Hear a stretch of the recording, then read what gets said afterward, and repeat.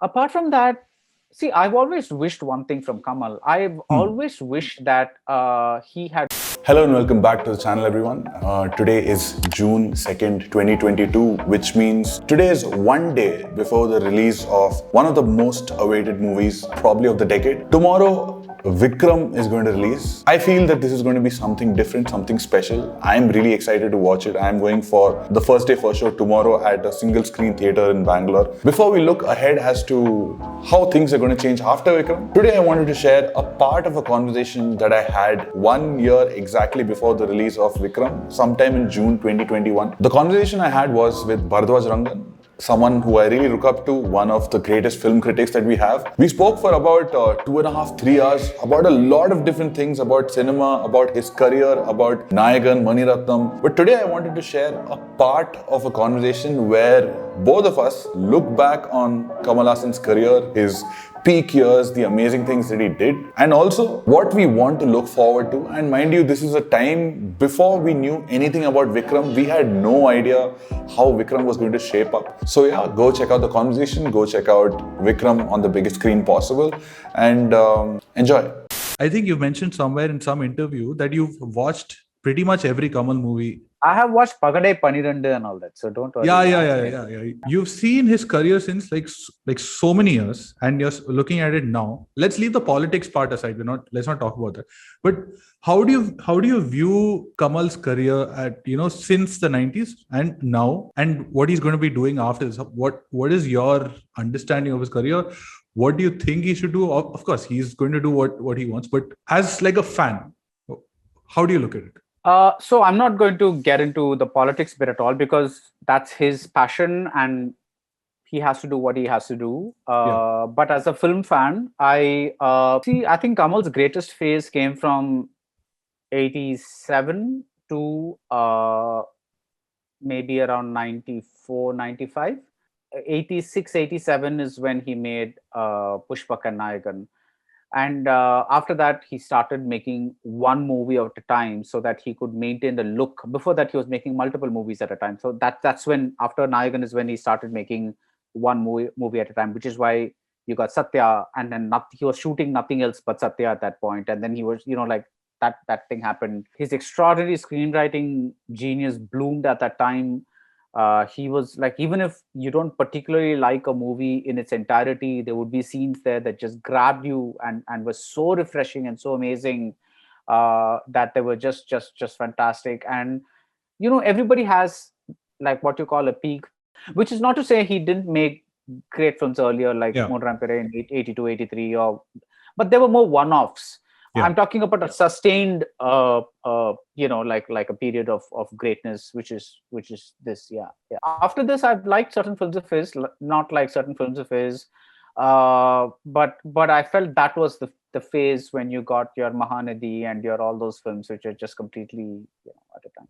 How do you look at his career now? So Lokesh's film is something that I'm obviously really, really looking forward to because I really like Lokesh's aesthetic. And I really obviously like Kamal a lot. So like the coming together of these two seems very promising. Indian 2, not so much. Maybe like I'm just curious to see what Shankar will do because it sounds more like a project where it sounds more like a project, it's like in the sense that, sometimes people will just say, let's make a part 2 because the part 1 is so successful. It sounds more like that rather than something that organically came together kind of thing. But it would be interesting but the thing is, even if you're not terribly excited about a project, there could be something that really makes it work. So, I'm hoping it's that. Apart from that, see, I've always wished one thing from Kamal. I've always wished that he had worked with better directors. Because with the exception of Nayakan Mani, Balu Mahindra in Kokila and Moon Rampere. I'm talking about Tamil. Like I'm not going to talk about his Telugu, Kannada, and all that. With the exception of Bharati Raja in Sigaprojakal and Padanaru I would say that the genius of those films almost emerged from him alone. Because when you look at Guna, you're talking about Santana Bharati. You're talking about Mahan. So these movies, they don't contain. What I'm saying is, take Ilayaraja, right? It doesn't matter at his peak it doesn't matter whether he's scoring for a rubbish movie or a classic movie. His work is absolutely there. Whereas with a lot of these movies, when you take out the directors, you don't find that quality in their other movies. Right. It's somewhere it's only the Kamal movies that this magical stuff seems to happen, which almost seems to lend credence to the fact that Kamal kind of ghost directed those movies themselves. Yeah. Which is like, I'm sure you've heard of that, right? It's like everybody hears of that. So I love that movie a lot. And I really like the romance with Jyotika. And I think the last 15 minutes were a bit crap, but I think apart from the actual thing, and I don't think Gautam will mind me saying this, apart from that little bit where the guys are caught and stuff like that, and but even there was this really nice creepy element where she's buried in the earth. I really like that. It really went dark. And Gautam said that performance was a result of his indifference because he kind of wasn't terribly interested in the movie.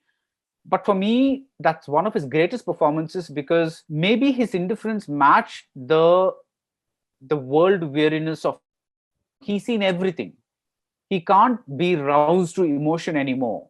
He's like a guy who's seen the worst murders. He's seen his wife being murdered. He's seen children being murdered. He's seen everything. So he can't, you can't get it. It's like most cops, they don't react to things the way normal people do. Right. So for me, the performance worked entirely at that level. And I loved watching him in that.